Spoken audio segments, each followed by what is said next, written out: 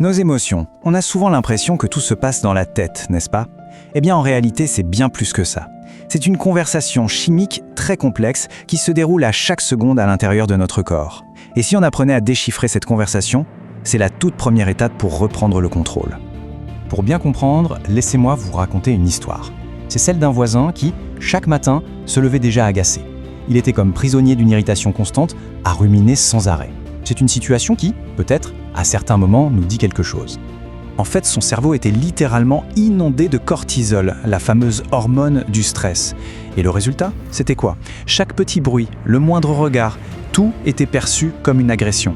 Ça déclenchait une petite étincelle d'adrénaline. Il vivait, en somme, dans un état d'alerte permanent. Et puis un jour, la révélation. Il a compris que ce n'était pas une fatalité. Non, ce n'était pas un défaut de sa personnalité. C'était tout son système interne qui était complètement déréglé. Ses pensées n'étaient pas des vérités absolues, mais simplement des réactions chimiques. Alors, justement, plongeons un peu dans cette mécanique. Comment notre cerveau, notre corps et nos émotions se parlent-ils en permanence? Qui est ce chef d'orchestre invisible qui tire les ficelles en coulisses? Le personnage principal de notre histoire, il a un nom un peu barbare, le système réticulaire activateur ou SRA pour les intimes.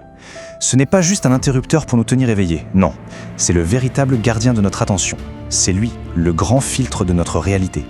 Pour bien comprendre, imaginez le SRA comme le portier d'une boîte de nuit. À chaque seconde, il y a une foule d'informations qui se présentent à l'entrée. Le SRA fait le tri. Est-ce que c'est une menace? Si la réponse est oui, alors il donne l'alerte et envoie le signal directement à l'amygdale, qui est le centre d'alarme de notre cerveau. Et c'est là que la machine s'emballe. Une fois que l'amygdale est activée, elle déclenche une véritable cascade hormonale. D'abord l'adrénaline, pour la réaction immédiate, et puis le cortisol, pour gérer le stress sur la durée. En quelques instants, le corps est prêt à combattre ou à fuir. Ce mécanisme de survie est incroyablement efficace, on est d'accord. Mais que se passe-t-il quand il est suractivé en permanence? Eh bien, il crée un état de stress chronique qui finit par s'auto-alimenter. C'est un vrai cercle vicieux. Et voilà le point crucial, là où ça devient un peu pervers. Ces hormones du stress, elles ne disparaissent pas comme par magie. Non, elles reviennent en arrière et elles influencent le SRA lui-même. C'est un peu comme une alarme qui, une fois déclenchée, devient encore plus sensible au moindre petit bruit. Les conséquences de tout ça, elles sont bien réelles.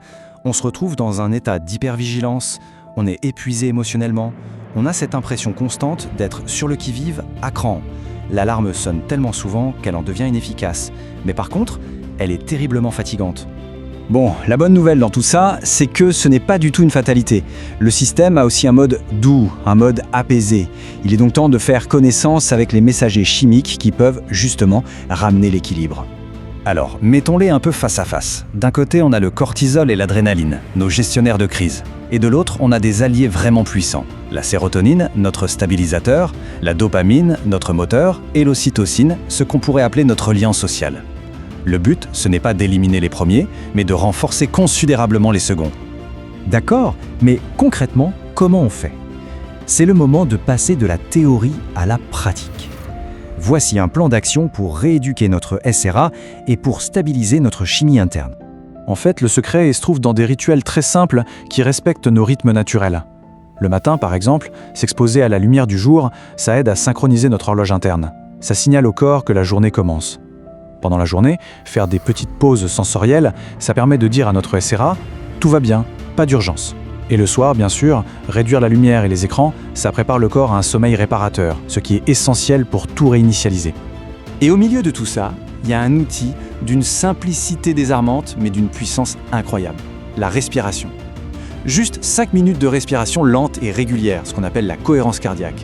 2 fois par jour, ça suffit à envoyer un signal direct au cerveau pour lui dire de se calmer. L'effet sur le cortisol est quasiment immédiat. C'est peut-être l'action la plus directe pour reprendre le contrôle quand la pression monte.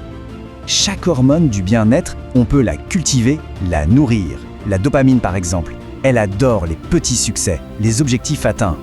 La sérotonine, elle a besoin d'un bon sommeil et de soleil. Les endorphines sont libérées par le mouvement, le rire. Et l'ocytocine, elle se nourrit de relations sincères et authentiques. Ce petit diagnostic peut vraiment changer la perspective. Avant de se blâmer, avant de chercher une cause purement psychologique, il faut vérifier l'état de la machine. Si le corps est en état de stress, on ne peut pas calmer un système nerveux suractivé juste par la pensée. Il faut d'abord le rassurer par des actions physiques. Et c'est exactement ce qu'a fait notre voisin du début. En appliquant ces principes, il n'a pas cherché à devenir une autre personne. Il a juste appris à travailler avec sa propre biologie et non plus contre elle. Et c'est ça le vrai changement de paradigme. Le but, ce n'est pas de lutter contre ses émotions, de les réprimer. C'est de comprendre les signaux que le corps envoie et d'ajuster la chimie qui les influence. C'est un véritable acte de réconciliation avec soi-même. En fin de compte, la clé, elle est là. Ce n'est pas une question de volonté pure, mais de régulation. En calmant le SRA, en équilibrant les hormones, les émotions redeviennent ce qu'elles devraient toujours être, des messagers utiles et non plus des tyrans.